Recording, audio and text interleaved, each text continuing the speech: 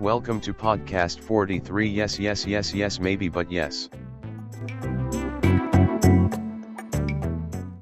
All right. Good afternoon, everyone. This is podcast 43 with Chris and Fulton. Chris, are you ready for takeoff? You bet your ass I am.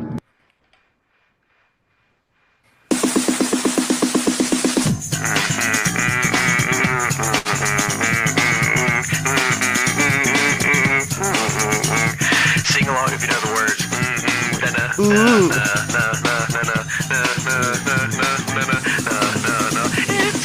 It's a flight risk now.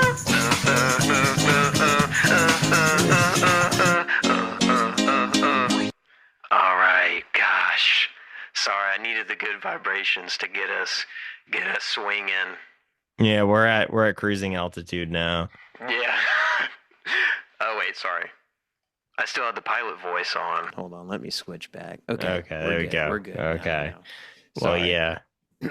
So, in case you couldn't decipher the from our opening, we're talking about plane movies, specifically 2025's Flight Risk, directed by Mel Gibson, and 2027's Wings, directed by William Wellman. Two very different plane movies, but plane movies nonetheless. Yeah, are they really? Are they? We're gonna tease this out. Are they really that different when you get down to it? Yeah, I mean, when you think about it, in Wings, you know, they were like, y'all need a pilot, and they fought in World War One, Yeah. and similarly in Flight Risk, they asked the same question. So I guess it might, some might call it a stretch, but that's what this episode is all about. It's really about seeing what these films have in common. Yeah. I guess I just wanted to ask you something, or I just wanted to drop a little bit of info that I garnered by doing my prep work for this episode. So part of my prep work was listening to the episode of Steve-O's podcast, which is escaping my name, my memory right now. But Mark Wahlberg did an interview with Steve-O promoting this film, and as a film that I think me and you have shared a lot of appreciation for by having a lot of fun with it. For those who don't know, Mark Wahlberg starred in a movie called Rockstar, and it's basically like, is it Def Leppard or Guns N' Roses? I think it's supposed to be kind of like a pastiche of like hair metal music of like he's like in a hair metal band, and then he like pivots at the end to like butt rock. Yeah. The ending scene is quite great, but Mark Wahlberg was talking about his experience on the set of Rockstar, and he said that everyone was very apprehensive because they didn't know how to feel about a rapper playing a rock star. Did he actually really have what it took to be a rock star because of his background? So I thought you would just get a kick out of that, and that's just something I wanted to share with well, thank you, listening. you, Fulton. Yeah. I do really get a kick out of that. It's kind of crazy for somebody. A lot of people don't realize that it actually wasn't actually the Sugar Hill Gang or Grandmaster Flash that was that started Well, hip hop. It was just a crazy ass white boy from Boston. Yeah. It's another little side note. I did not finish the two Marky Mark albums, although I had hoped to have them done by the time of recording. But those are pretty interesting if you listen to them. They're very funny.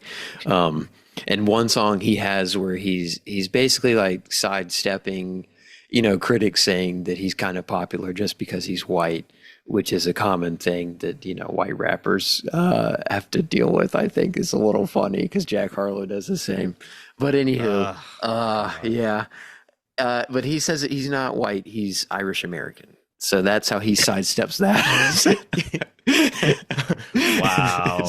Wow. there's a lot of interesting stuff there if you're willing to look for it, you know. Yeah, I think wow, quite But yeah. well, good to hear. I'll keep those on my radar, no pun intended. Yeah. Um, and I guess it's nice to hear that you were doing the legwork this week, with your doing your extra credit.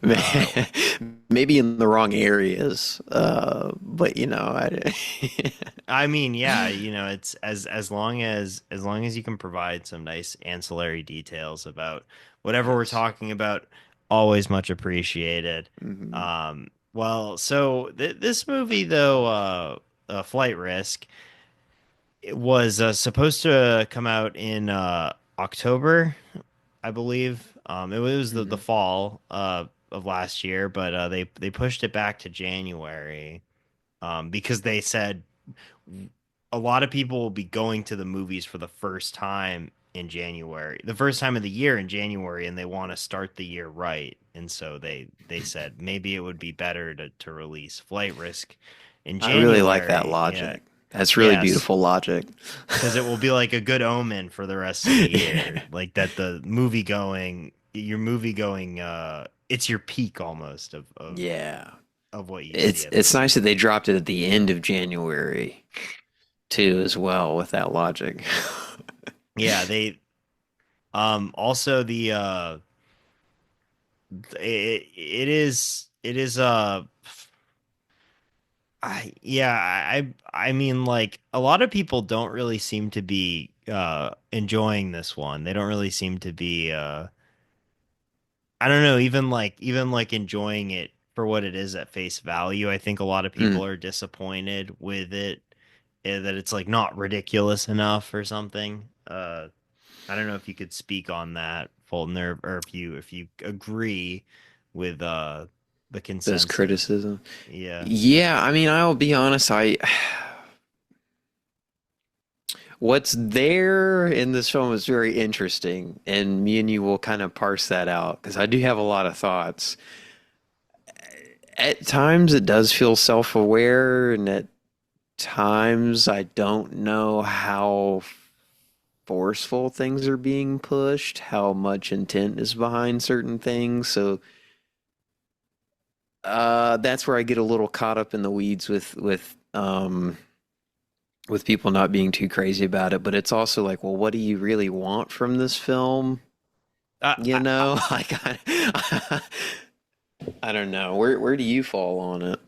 I could say I say that I had a pretty I enjoyed my time for the most part. I I think I was a little disappointed, and I also think that maybe my enjoyment of the film was elevated by the fact that I saw this in 4DX. Yeah. So, which I was was going to ask you about that experience. What was it like seeing in 40X? oh, it was great. I mean, Mm, because like whenever there's so the film is like it's basically like, if you haven't seen the trailer, which I don't know, if you go to the movies like even once, if you've gone to the movies even like once in the past like 4 months, then you've seen this trailer. But hmm. there's it's just about how this U.S. Marshal is transporting this witness to testify against this mob syndicate, and they're in like super remote Alaska, and they get like a private plane, and the pilot is actually evil Mark Wahlberg, who's works for the mob and is trying to take down the witness. And so they're trying to, land the plane, the U.S. Marshal, and all that. And so if you see this movie in 4DX, which I would recommend, if you're okay with just, burning $30, then, I recommend this as a good way to waste some money. But waste it in a fun way, I'll say. Hmm. Um, the chairs like sway slowly to the left and to the right Ah. when they're like steering the plane. It's a very like elegant, like just shift. So Hmm. then when the plane like is crashing or bumping, of course it shakes a little bit more vigorously than normal. But I really did enjoy those little touches because it did really feel like you were on that plane with Marky Mark and Topher Mm. Grace and Michelle Dockery. So Now, did it when the reveal happens, and this isn't a spoiler because it's a main part of the trailer. When the reveal happens that Mark Wahlberg is bald, did the chair start shaking like you yeah, know? when they knocked when they knocked the baseball cap off of him and he Yeah. found out that he was he was hiding his shame. That Yeah. was that was pretty shocking. Also, the people in my theater like that I was sitting next to, it was like a family, like their like 8-year-old son was Oh. there. I just thought that was really funny that they took their 8-year-old son to flight risk. Yeah. Um, as someone who saw, I mean, folks, Chris is covering a different side of the experience by doing 40X. I did the regular one. So we're giving very good coverage on the flight risk experience of this episode.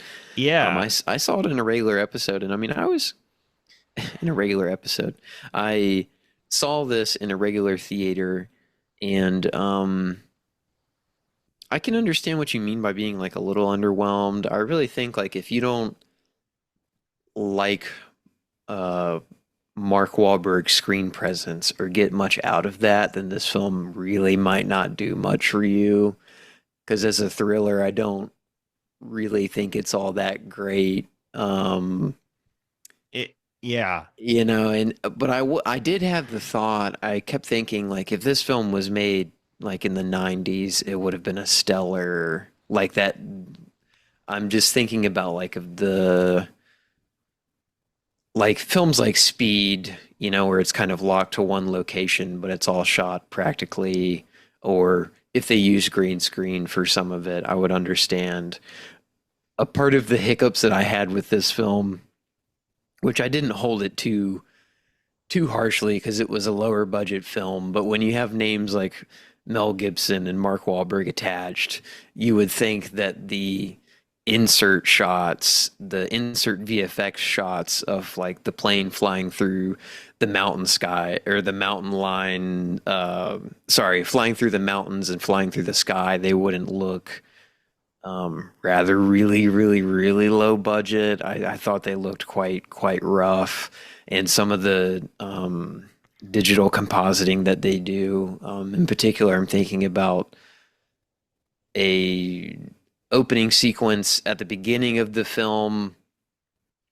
Mainly a lot of the shots in the beginning of the film look really rough. Like, I don't know what the motel igloo type of establishing shot was, but that looked not the best. And then there's like a scene where what was the agent's name again? Do you remember her name?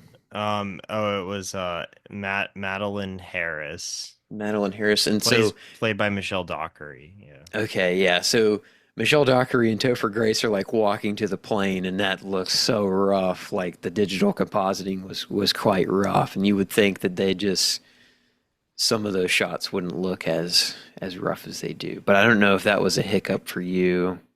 Yeah, I would say yeah, that was a hiccup, but also like just the story in general, just so much of it is just talking on the phone. Yeah, it's not Wait, very exciting. yeah. Yeah, that's the thing is like you'd think that there's more action that set pieces than there actually are, but a lot of it is like the initial reveal, which you see in the trailer, where they have to like restrain Mark Wahlberg when they find out that he actually killed the original pilot and Mm, stole his identity, and then they restrain him, and then the U.S. Marshal is like working with Topher Grace, who's the person that they're transporting to testify, and he's like handcuffed because he's a criminal too. mm. And they're like, but then they decide to work together to land the plane, and so then she keeps calling people, whether it's like in whether it's like at HQ, and then it's like it's just like it's just so bland. Like so much Hmm. of that, it's like I need to call this person, I need to call this person, and so then you're listening to things on the phone that sound interesting, but you're not being shown any of it. Yeah, and there's Um, no cutaways. and there's no cutaways. It's just her It's talking it's on the like phone. Locke. Yeah, yeah. It's just like Locke. You know, it's everything you see is in that plane. I'm Yep, not that's kidding. right. Yeah. I think like I'm not trying to be like Are you saying that say that maybe Gibson's doing slow cinema? Is that what you're raising potentially? that is that's his directorial efforts is something I wanted to talk to you about, but I was gonna say like maybe if they make the plane a little bit bigger and they actually have to like leave the cockpit, like one of them has to leave the cockpit, and then you can do like a cat and mouse thing where they're more like physically involved. Maybe that could be fun, but I mean, you know, I don't know what I don't know quite what they were thinking. You know what I will say? If Steven Soderbergh made this, I think he would have had a blast. I think he would have done a lot of fun with cutting away to different locations, and because there is like a B plot involving like a corrupt official that I think that could have been kind of fun to see play out, and it would have given you a break from the monotony of seeing just being stuck inside the plane. Yeah. But I guess on the Mel Gibson thing, I haven't seen all of his films. I've seen oh, Hacksaw Ridge. yeah, I've seen I've seen Hacksaw Ridge, and that's actually it. I've seen bits and pieces of Apocalypto, but I want to go back to it. Um, so like Well, I mean, does this even feel like a what about this movie makes you think, ah, Mel, that's a Mel Gibson movie? I Does think he even have that strong of an authorial voice? I no. don't know. Yeah. We've officially entered late style Gibson though, I think. I think this is definitely a late style Mel film. I I would say like I don't think that there's really necessarily a Mel Gibson touch to a movie. Hmm.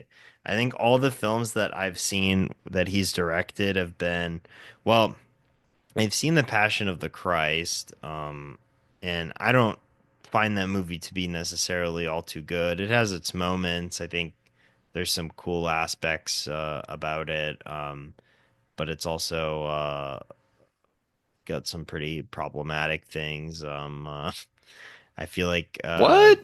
Him? yeah, yeah. I mean, there's definitely the I find the film is quite anti-Semitic. I would say. Mm, I think that that was. I mean, people talked about it when it came out, uh, yeah. as containing those elements, and I don't think that they're wrong about that. Which is uh, not surprising considering him. I mean, we'll talk about that later though. But this is kind of like the most this there's no film that's this is definitely the most problematic film of 2025, like bar none. Like Mm, even though the politics in this film aren't necessarily like like bad, mhm. I mean, like I feel like that was another thing that a lot of people were disappointed about, like Mutual Friends and stuff, that it wasn't like more like kind of like batshit insane politically. Like it's just kind of like a middling action movie. Like there isn't like Mhm. anything that you would say like, oh, Mel Gibson's like infused his like weird version of like Christianity into this, or like Yeah. it's just very like it's just an action movie. Like yet again, like I just don't really feel Mel Gibson's fingerprints on this film. I don't know Mhm. like what drew him to this script. I don't know. Yeah, I would Yeah. say one of the glaring blind spots of mine is never seeing Braveheart, which a lot of people quite like and stuff, and I feel like uh, that's a film that I'd probably need to watch before I can like really say like what makes a Mel Gibson film a Mel Gibson film, I guess. Hmm. And I think he directed something else before that too. But I mean, Apocalypto is his best movie. Like Yeah. I don't He I did don't think. do The Man Without a Face, Yeah, and yeah. he has another film called Mel Gibson Goes Back to School, and I kind of want to see that Yeah, I one. mean, I would like Where to he see that. Yeah. teaches Hamlet. So that one is kind of interesting, but yeah, no, I can agree. I'm kind of curious, like what Mark Wahlberg wanted to do with this one is like what he wanted to gain out of it. I know it was a really short shoot. Like I think they shot it in 22 days, I want to say. Um, so it seems like they were really in and out with this one, and it kind of feels like it, when you watch it. Yeah. And not in like a fun way, like they were really experimenting and trying to do something, kind of out there. Hmm. But yeah, is there anything else that we kind of want to talk about before we get into spoilers? Um, I I think I'm good to get into spoilers. I don't think there's really anything else to talk about. Okay. Um, so we have spoiler warning, and we have our little honk and everything. So I guess I kind of wanted to talk about Mark Wahlberg. Um, I don't the turn to make his character into like an evil like rapist is so weird. I could not have told you that that's where they were going to take his character. Yeah, uh, he's like the sick pervert guy that Yeah, who also like cuts really. up people Yeah, for yeah, some like reason. yeah, like because they he also like really likes New Order a lot. That's Which like. I like that touch. Yeah, I really like that like he's obsessed with Blue Monday by New Order and Yeah. listens to it and also sings it and yeah, I don't know like how that was able to weasel its way into the movie because yet again that doesn't seem like something that Mel Gibson would put in the movie, but Yeah. I guess like with Mark Wahlberg, like to me he didn't even okay, another little tidbit that I know I sent you the news article for, but he did an interview, and so he actually did method acting for this one. So he didn't oh talk to yeah. anyone, he stayed by himself, and he said that that was the first time that he had done that since Fear, which was an early Mark Wahlberg film where he was like a crazy stalker. Um, so, with that being said, I actually feel like Mark Wahlberg really doesn't have a character in this film. He's more of just like a threat to propel the plot forward. Yeah. Because I have no idea what he wants, what he. I mean, you can assume that he's just a hired killer, and I guess that's about as simple as it is or might need to be for this film. And But even then, sorry. And Topher Grace is like just kind of this guy that's like he's like a that happened type of guy. Like Yeah, he's like millennial, like yeah, derpy. yeah, he's like this snarky millennial that's like a villain and like always has like some wise ass comeback to say. Mm, I I really thought that I was kind of surprised that that was the direction that they went with his character too, because I wasn't really sure based on the advertising like what he was gonna be like, but yeah, I'm happy that they just never they yeah they just never stopped with him just being that way. Like even when he was in peril, he would like still say like really smart alecky annoying things. yeah. He's committed. Yeah. Um, and also like with the moments where Mark Wahlberg has his like violent bursts, Did you feel like it was played like a cartoon? It was like felt like I was watching a Looney Tunes. Like the Yeah, way it was edited. Like there's a scene where um Mark Wahlberg is shot with a flare, and then like all this smoke is filling the cabin, and they're like, "Okay, we got to go knock him out." And you can't see him, and then he like jumps at the camera, and is like, "Ah!" And then she like hits him in the face. But like all of his moments of like violent outbursts are always kind of like comedically undercut, and I when like don't know if sticks that was his what they wanted, you know? when they like restrain him, and they like handcuff him to like a part of the plane so he can't Mm. like try to steal the controls. He sticks his tongue out and he's like, I'm gonna give you, he says something about like giving Topher Grace like titty twisters or something. Yeah. That the way that he like lit his face up and like stuck his tongue out and like it looked very cartoonish as well. Mm. Like, yeah. And his I death scene was so funny.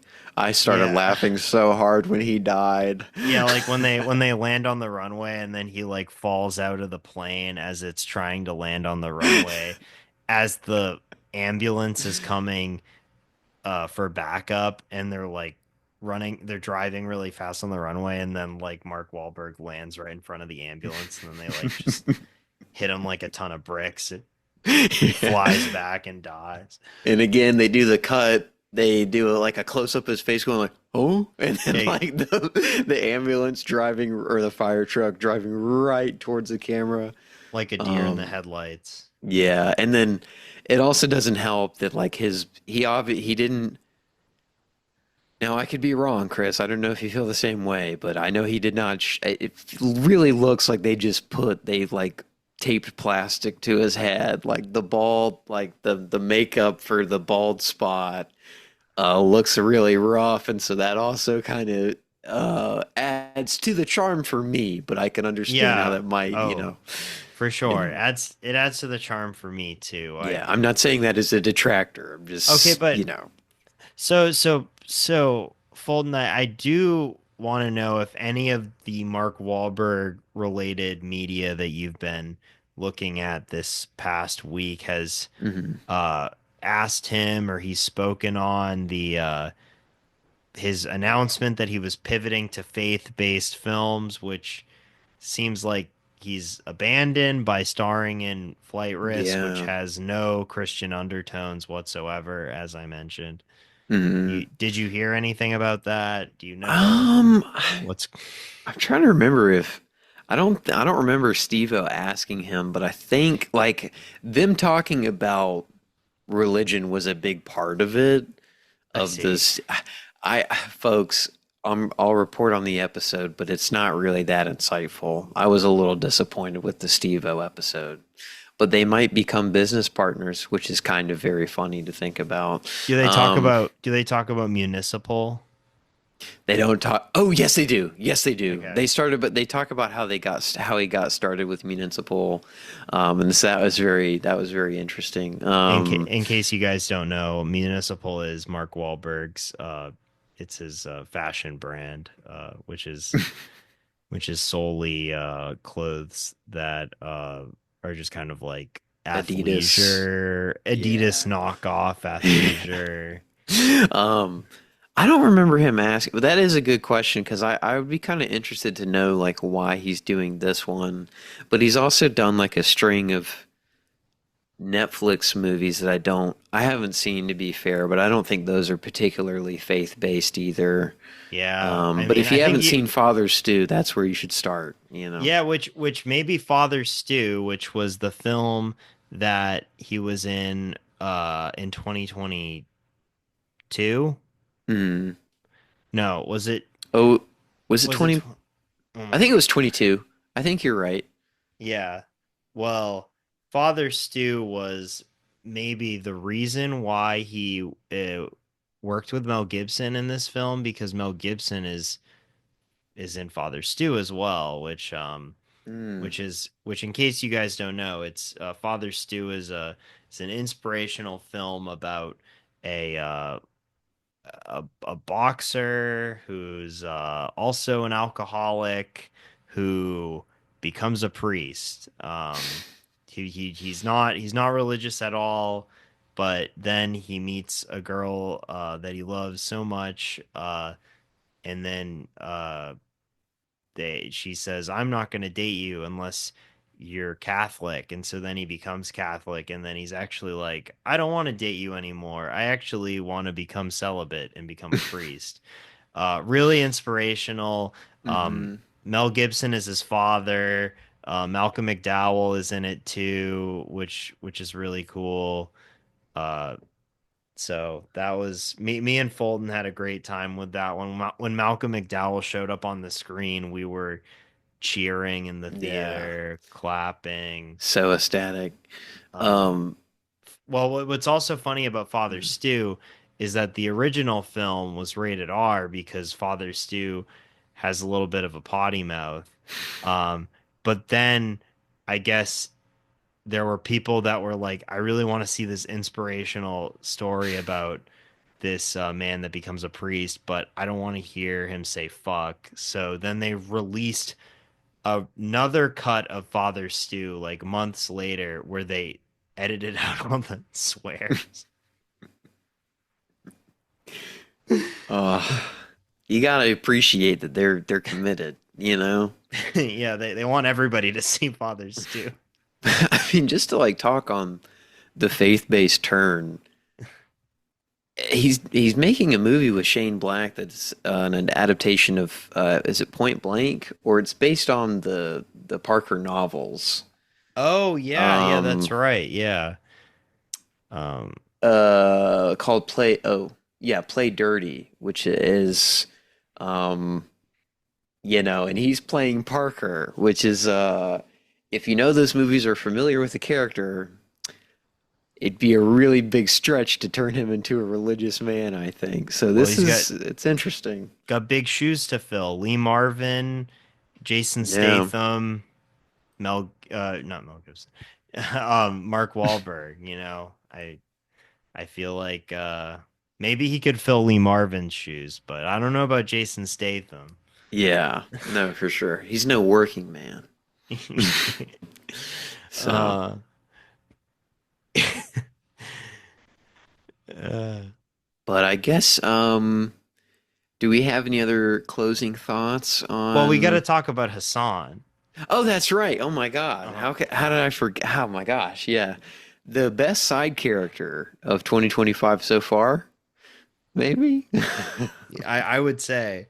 Yeah, so despite the fact that this film really does only take place on a plane and it's a bunch of phone conversations, when she calls the U.S. Marshal Office and she needs, when Michelle Dockery's character needs help landing the plane, the U.S. Marshal Office tells her that they're connecting her with a pilot that can help her, that can guide her to safety, and his name is Hassan, and he's a very attractive sounding man that just immediately flirts with her out the gate. Like just when she's just in peril, he's like, "What are you doing for dinner?" and stuff. And it just totally takes you out of what you're Yeah. watching. It's so sick. It's And she's having a great time playing along with the song too.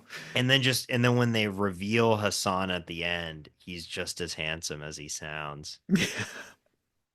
And I love that even after she explains to Hassan the dire, literally just terrible situation that she's in, he's like, well, looks like you're gonna have to land that plane anyways because we got reservations at 8. Do you like dancing? Because I do. It's Yeah. he's such a flirt. Yeah, Uh, he's so cheeky. I feel like that's been I've had some pretty cheeky characters in January of 2025. mhm. But yeah, I really appreciated what Hassan brought to this film, and it would have been a lot weaker without him in it. So Yeah, for sure. needs mentioning. But yeah, at the end, Mark Wahlberg gets killed by the ambulance, as we mentioned, and then when there's the Hassan reveal, there's also a really evil undercover mob grunt that's disguised as an EMT that's like tries to kill Topher Grace one last time, and then and then Michelle Dockery's character notices this and just shoots him point blank in the head, and then everybody kind of like claps, and then the movie ends, and Credits roll. that's it. And then yeah, it took Mel Gibson 9 years to make another film, and then this is what he decided on. So Was this do with that if you will. a paycheck to pay for the Passion of Christ 2 and 3?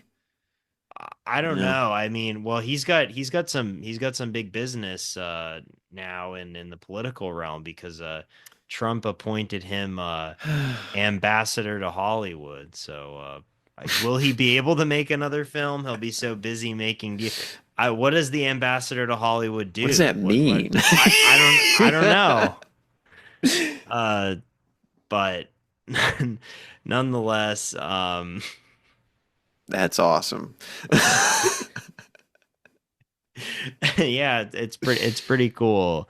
Because I would say that this film was his what was it what he used for the interview for that appointment. He just brought a copy of Flight Risk and said, "I know what Hollywood wants." I would like to hear a director's commentary with him and Trump. That could maybe be interesting. And Mark Wahlberg too. Sorry, we might as well get them three in. But Yeah, I think that would be really I think that would be really insightful. it's just so wild. Yeah.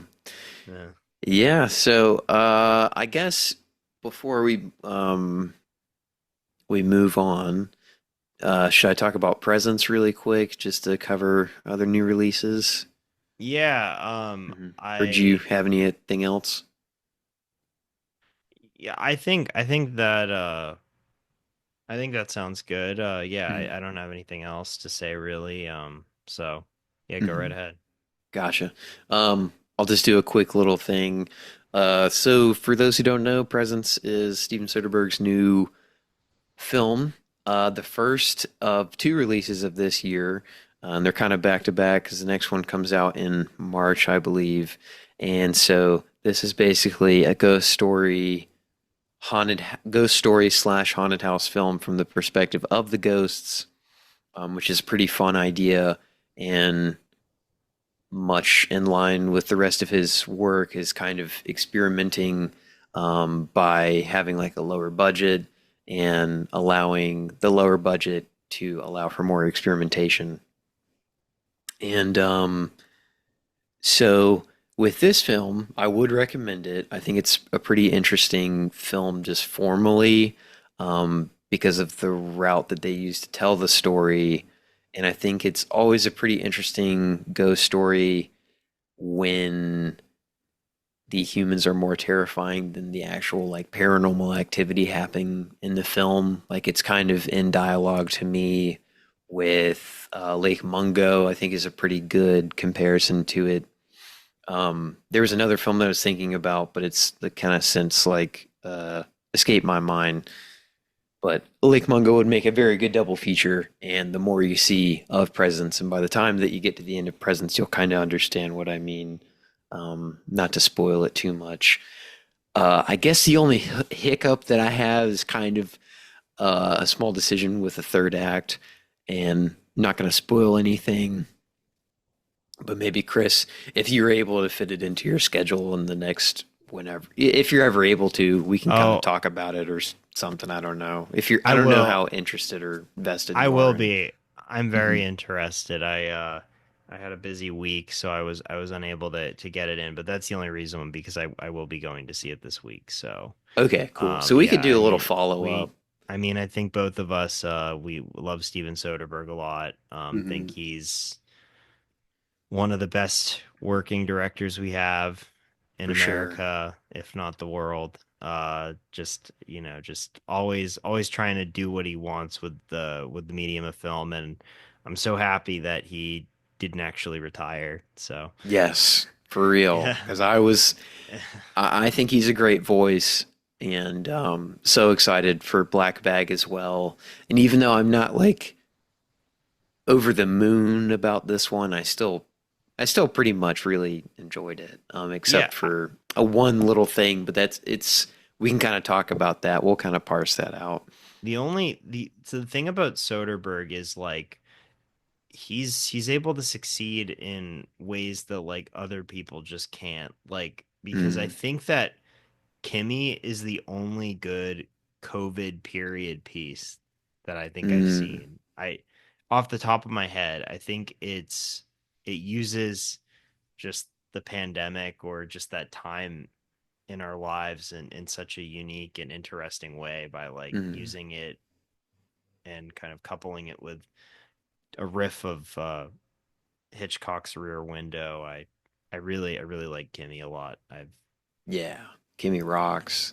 yeah. Um, I think he's one of those guys that can really elevate kind of simple thriller films just in terms of their story and Yeah. just by the way he kind of plays around with filmmaking in general. I think he always is kind of having fun, and even if it doesn't work, you can still kind of see where he's approaching things.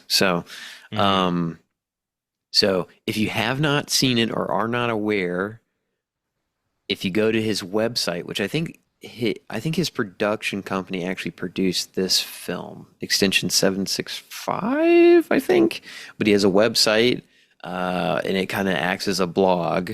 But if you're interested in any of the side projects that he's done in terms of like his like fan re-edits or anything like that, those are Yeah. up there. I highly recommend the Psycho edit that he did where he mashed up the 60s and the 91, the Gus Van Sant 90s Psycho. That's pretty cool. I think his Raiders cut, where he turned it into a black and white film and then used the Trent Reznor and Atticus Ross Social Network score, is up there Yeah. too. So there's plenty of fun stuff there for free.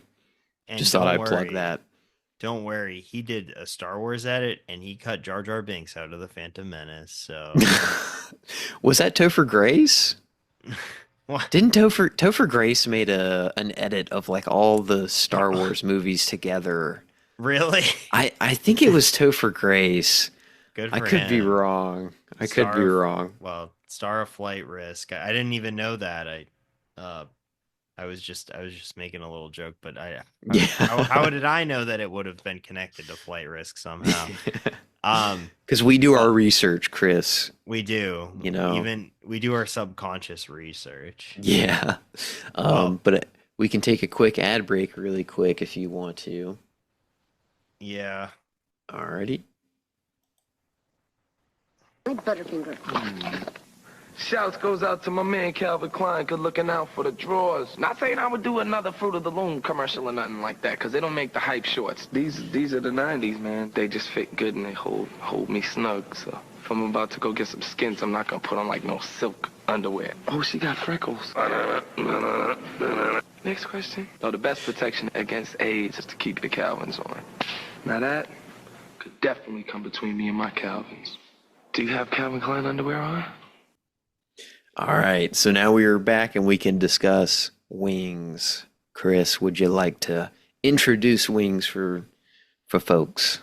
Well, yeah, Fulton, I will say that I'm a little disappointed because I was promised wings. I had my celery, I had my carrots, I had my blue cheese dip, and I'm still hungry because Mm. no, yeah, I would like like that to. bit. I've been waiting for hours to do that. Is it? Yeah. Yeah, I like that we let's both come prepared. we both come You prepared know? with the bits on lock. Mm. I'm ready. I'm ready to talk about Wings a little bit, introduce it. Wings is a movie that I think a lot of people have heard of, but maybe haven't watched. like The Jazz Singer, I would say they are both very important films in your film history class that you get an offhand mention about, or maybe some screenshots or clips, but you don't really watch the whole thing. Mm. And while I would say, really, you don't need to watch The Jazz Singer for a lot of reasons. I would say Wings is worth checking out if you if you are so inclined. I think it's known by most people as the first film to ever win Best Picture at the first Academy Awards, and also it's known for having a really cool dolly shot in this scene where they're at a party slash club in Paris, and Hmm. there's this really cool dolly tracking shot that a lot of film teachers like to show to their students. A lot of film Instagram. I've seen that thing on like Yeah, History of Cinema, One Great Shot Instagram yeah, account, you know. And it's a great shot, you know. yeah. It's a great shot. It's a good it's a good shot. Very That scene very is a little confusing, but we'll get into that, I think. Yeah, I mean, so the thing about this movie is, so William Wellman is a one of the great unsung directors of early Hollywood. I think he doesn't get nearly enough recognition. Just your classic studio guy. Just will would work in all different kinds of genres. But I think like this movie, The Public Enemy, which is with Jimmy Cagney, which is like one of the gangster movies of the 30s. One of the movies that Mm, basically created the Hays Code and uh, and all that. As well as some great screwball comedies. Nothing Sacred with Carol Lombard and Frederick March is a pretty interesting early color film that was released in 1937 mm. that I quite like, where Carol Lombard lies about being terminally ill for attention, and everybody is really, rallies behind her and stuff. Also, some other stuff that I haven't seen yet that people speak highly of, like the original A Star Is Born, Mm. the first version, not even the the Janet Gaynor, Frederick March, A Star Is Born, as well as the Oxbow incident, which is another one that a lot of people speak highly of that I have yet to see. Um, but yeah, you kind of got a little bit of everything for everybody. So yeah, I think his direction is solid, and this film is a really good testament to that. I think as a late silent film, he's doing some really interesting stuff with the camera. We already talked about the Mhm. tracking shot, but the dog fights in this are stunning. Mhm. Very, very stunning work. And they have this really cool little flair to it where whenever the gunshot comes out of the plane and they're firing bullets, they Mhm. color in the The muzzle flames. flashes and stuff in a in black and white silent film from the 20s. So I thought that was really cool too. So Yeah. And for I guess for people who might not know, they used to have to hand paint those onto I think the individual reels because they would make different prints and yes, then but I could definitely be wrong on that, but those are hand painted visual effects onto the actual film stock. Um, which is always really fun with those early kind of silent era visual effects. Um, no, but I mean, I pretty much agree. I think I might not be super crazy about the film, but I think it is a very solid, like silent era film. Um, there's some camera movements in this that I think are really interesting. There's a scene early on, like where we have a couple on a swing set and I think they mounted the camera to the swing set because it like moves. The camera is like on an axis with the swing. Like it's swinging while the swing set is also moving. And I was like, "Oh, did was that rear projection?" And they just shot a camera swinging and then rear projected that, but then there is a um but then you have the other character, uh, when his name is escaping me. But he comes into frame and basically takes the lover away. And so they would have had to shoot that practically, I would think, but I could be wrong, not unless it was just very well timing with a rear projection and then the actor going out of frame and then popping up on the set. So, but anywho, it's just a lot of fun kind of filmmaking. And with the dog fights are very, very impressive given the time period. I, Mhm. yeah.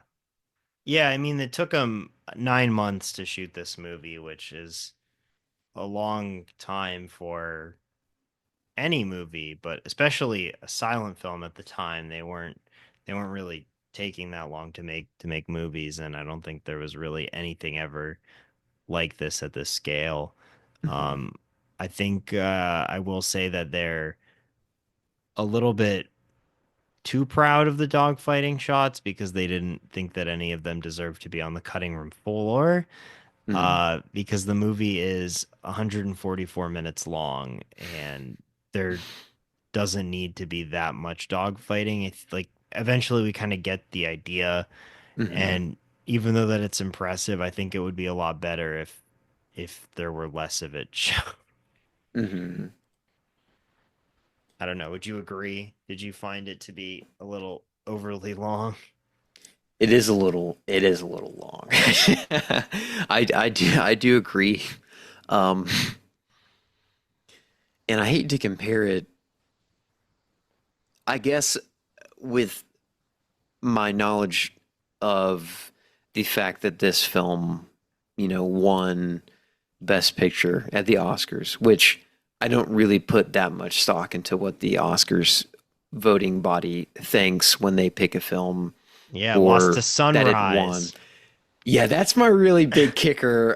Because like Sunrise, I think is maybe the best film ever made in terms of its filmmaking. Like it's really beautiful. I do think sometimes I go back to like maybe Arnheim was right. Maybe we should have not introduced sound so soon. Because the cinematic language being deployed in Sunrise and in certain moments in Wings too. It's very, very interesting. And then we kind of had to get a lot more stable to be able to record audio. But uh, I get worried that I'm comparing them too much to each other, and I'm thinking less of Wings. But I don't mean to turn to not appreciate the impressiveness of Wings. Hmm. But yeah, I agree. And the way that they shoot the dog fights, they're pretty similar. Like when you see the first one, that's how they're going to be shot for the rest of them.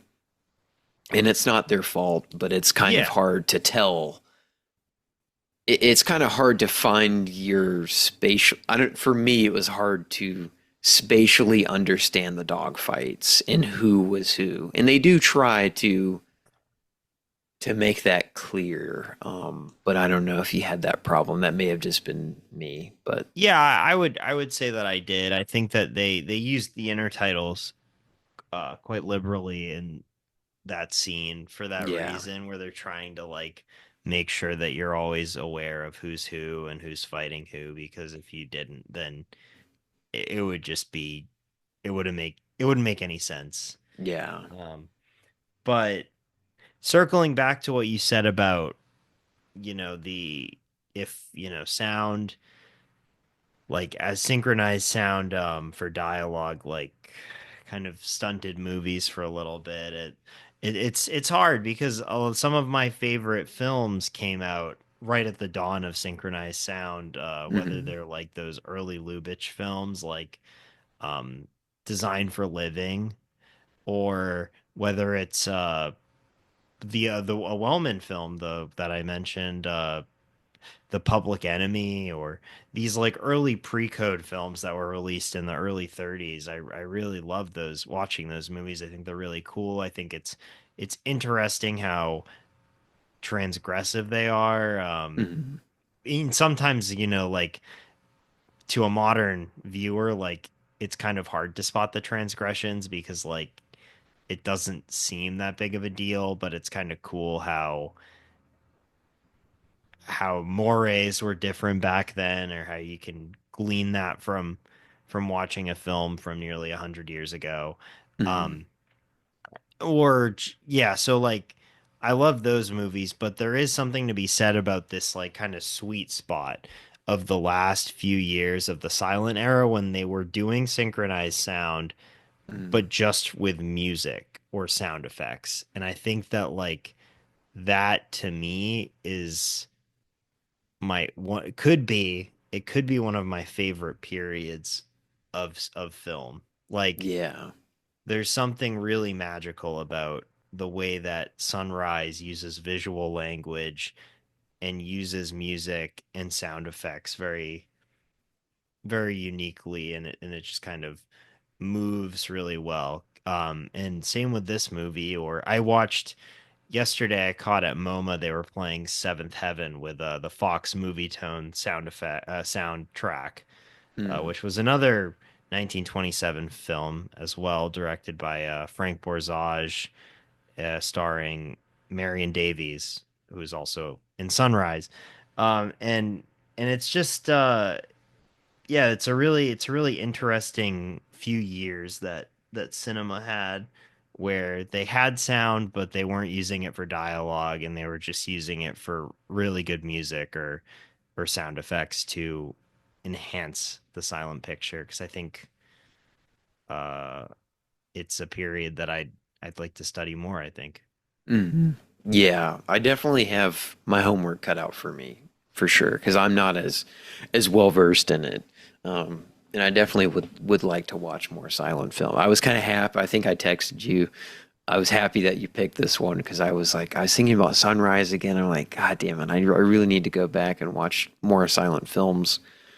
Um, and just to speak on the synchronized score, it's a little, just to note, it's a little sad that if I can plug film restoration, film preservation, because me and you both, not to speak for you, but I think we both find it very important. But the original Hmm. synchronized score for this film is completely lost.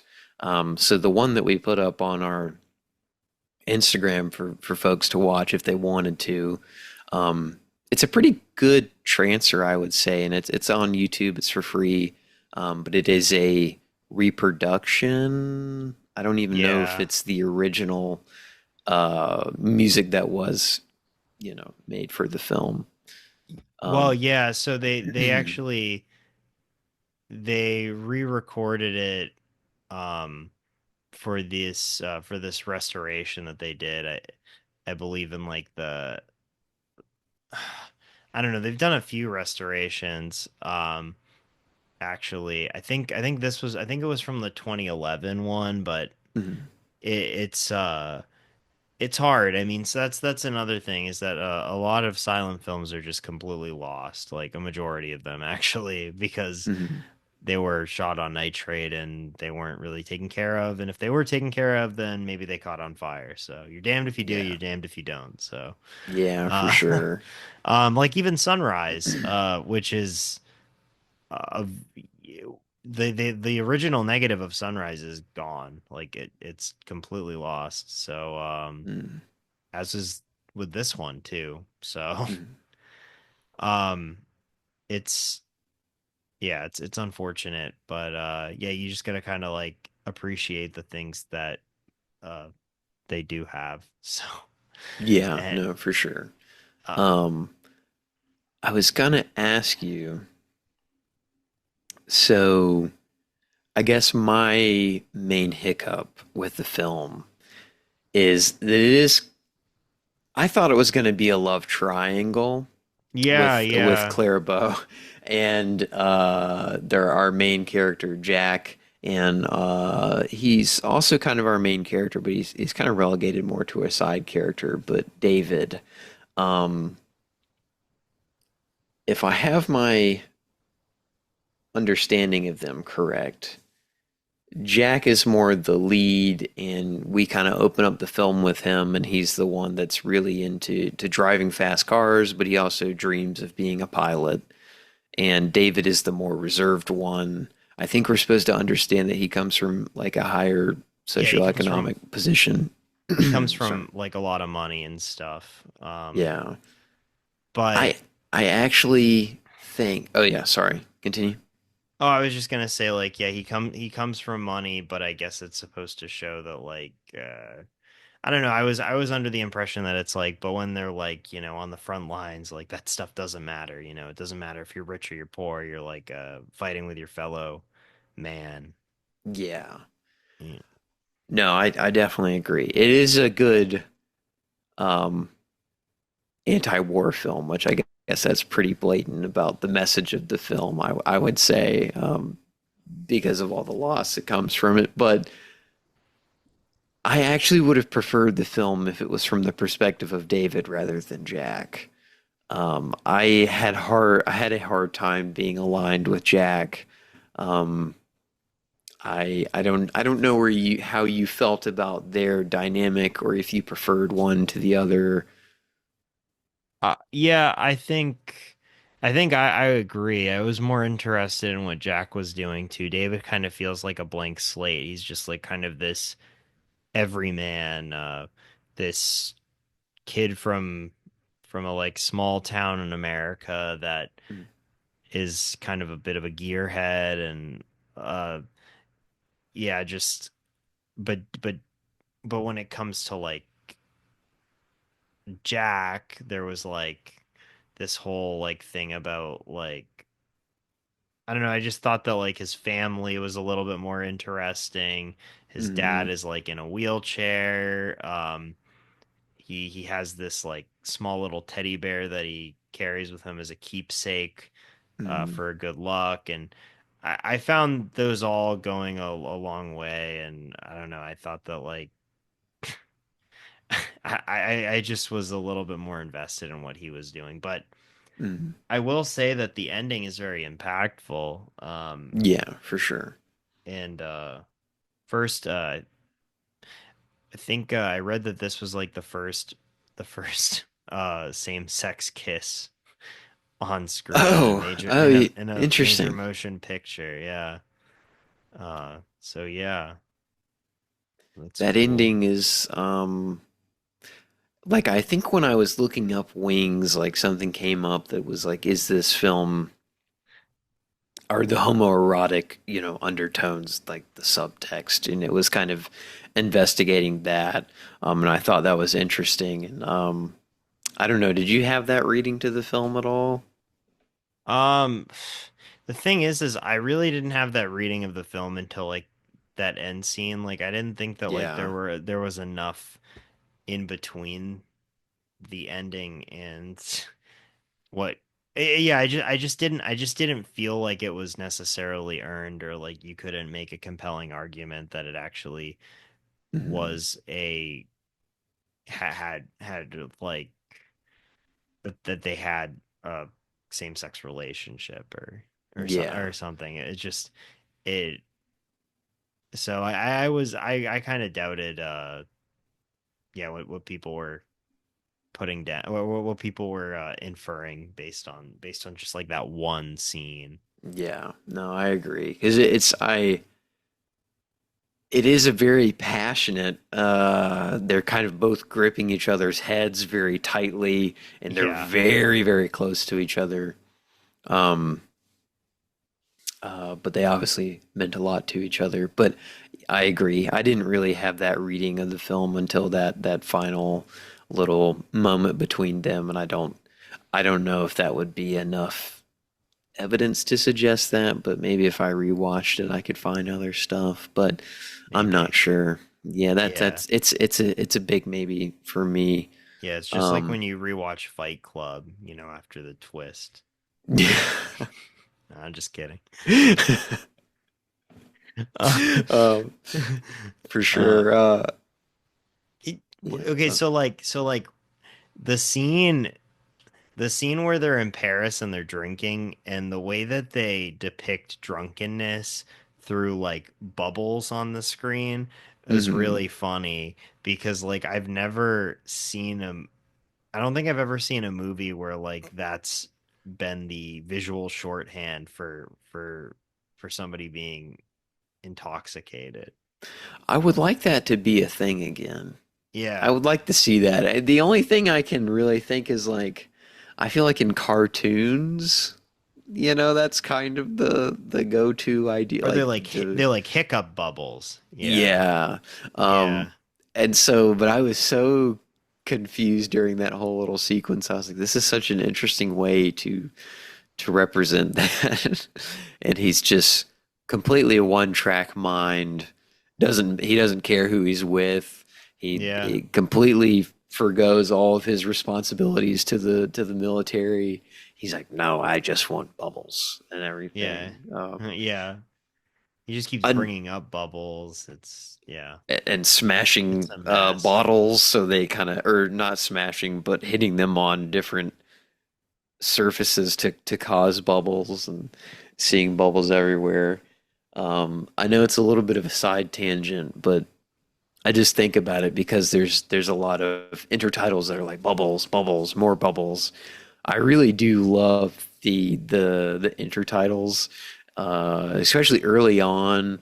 They kind of have to show that America is entering war. They kind of say like, and a dark cloud was coming over the whole world and engulfing everyone on Earth. And then it has like they filmed the letters war but on fire, and they do like a harsh push in like a dolly onto those letters. I love that stuff. Like Oh I thought they yeah. did a lot of fun stuff with the titles. Or they did Um, like victory with yeah, and when it the like war was flashes. over. Yeah. Yeah. So It I like that. Those little touches were nice. yeah, I think also something that I appreciated about this film as well as the other 1927 film that I watched yesterday, Seventh Heaven, is that they both are films about World War One, and I I think that depictions of World War One are rare because there was a war that came, you know, about 30 about 20 years later that was substantially worse for the entire world that overshadowed it. So Mhm. it's and so since these films were made in the period before World War II, I like seeing how they depict World War One when a lot of people thought that that was going to be the worst war that Yeah. was ever going to happen. And Yeah. it's, just in the rear view mirror of the productions of these films. Mhm. Well, Um, thankfully we have 1917 to show the yeah, that's horrors of right. Yeah, thank God that Sam Mendes was able to he show stepped up. us. Yeah. Well, that's the thing that I was really sad about with the dolly shot. I said, how this is kind of lame. Why is this dolly shot only 10 seconds? Why isn't the entire film just an extended dolly shot where they're Yeah. just following all the characters? Um, yeah, so yeah, I guess I don't really have a bunch of other things to really say about this movie other than yeah, this is a like pretty good movie. I would say that like there's probably other silent films that if you're just getting into silent cinema, I wouldn't say like you should start here. I think there's Mhm. a lot of other stuff that you should watch first, but I think like if you're getting into this realm, this is one that you should probably eventually watch. Also just like Clara Bow is a really great actress that a Mhm. lot of people probably know a little bit about. Oddly enough, there's a Taylor Swift song called Clara Bow, so maybe there Oh. were a lot of Swifties that were like booting up wings after they listened to that song. I Um, heard if you play the tortured poet's department at the same time it syncs up with Wings. Yeah, you play it like 4 times. Yeah. The movie's so goddamn long. Well, all the deluxe editions she's released. Yeah, there that's might true. be enough material to stretch 3 hours or two and a half or whatever. That's true. But yeah, Clara Bow is of course the original It girl. Which I agree with you. I enjoyed her screen presence. And again, I thought she was a bit more interesting than our lead. I was like, man, yeah, I was he sad does that not she deserve her, man. She's not. She needed to be in more of the movie. Yeah, Like, she was great. I was quite sad that like she was in parts of it, and then there would of course be like, then since dogfighting makes up like conservatively 40% of this movie, she's just not in like nearly half of it. Yeah. So yeah, big respect, big ups to Clara Bow. Also, Gary Cooper is in this movie in a very small role. This is like one of his first roles ever. So look out for Gary Cooper in Wings. I would love to hear Chet Hanks say big ups to Clara Bow. Big ups to Clara Bow. Yeah, but I agree. I don't think I have too much other to say. I do want to the Oxbow incident. I need to see. I haven't seen Public Enemy. That's on my list. I definitely want to see more Wellman, more Bow. And yeah, so I mean, not to shamelessly plug, but we have done an episode on Sunrise. If you really want to dive into that, but Yeah, I highly recommend Sunrise. I mean, it'll crack your brain open with some of the filmmaking in that film. it's nice to know that even nearly 100 years ago, the Academy was usually making the wrong decision. That's very true. In light of recent events, it's really not too far off. So Yeah, well, we'll see. I think Amelia Perez is what I predict that they'll choose for their best picture, but I have a feeling who's to say? it would be very funny if there's really no comparison between Wings and Amelia Perez, but I would really love to be hanging out with a group of guys that are like, God damn it, this is just like 1927 when they picked Wings over Sunrise. Yeah. Know. I would love that, and I think the 2 people that would say that are actually on this podcast. Yeah, I agree. That was my, for folks that don't follow me, I'm not trying to plug it. I'm just saying my Letterboxd review was, if I was there at the night when they announced that Wings won over Sunrise, I would have been banging my head against the wall saying, no, it can't be. But it wouldn't have gone down the way it did. It wouldn't have. That's what I was. God, well, I hope whoever was listening for Flight Risk has still stuck around. But I was going to say, Flight Risk answers our question: what would it have been like if he was on that plane? Yeah, that's true. That's true. Yeah. Well, next week, we're covering Companion. For their new release, which stars Sophie Thatcher and Jack Quaid, and it's directed by somebody that I actually don't know too much about. I don't. Their name escapes me, but I think it's their first film. So yeah, I had long confused this film with Zach Crager's next film. They say like from the mind that brought Barbarian, so I had always assumed from the twisted mind of Zach Crager. Wait, have you seen the Night of the Zoopocalypse poster at your local theater, Chris? I haven't, but you sent me that picture, yeah. Yeah, for folks who haven't seen, the poster says from the mind of Clive Barker. So you would assume he's associated with the production, No, this film is just inspired by the films of Clive Barker. Now, how they got that on the poster, I really don't know because that's really quite a stretch. Is it like a child? It looks like it's a children's movie though. It's a children's film, yeah. Okay, Which so is like really funny. so it's like a Hellraiser inspired children's movie. You know, Chris, we're gonna have to go and see to really get to the bottom of this. But I'm gonna have, me and you should make just like a exploitation film and just say like whatever from like the mind of Stephen King but oh no, it's just we just really liked his books. From Like from the twisted mind of William Wellman. Yeah. It's a dog fighting film.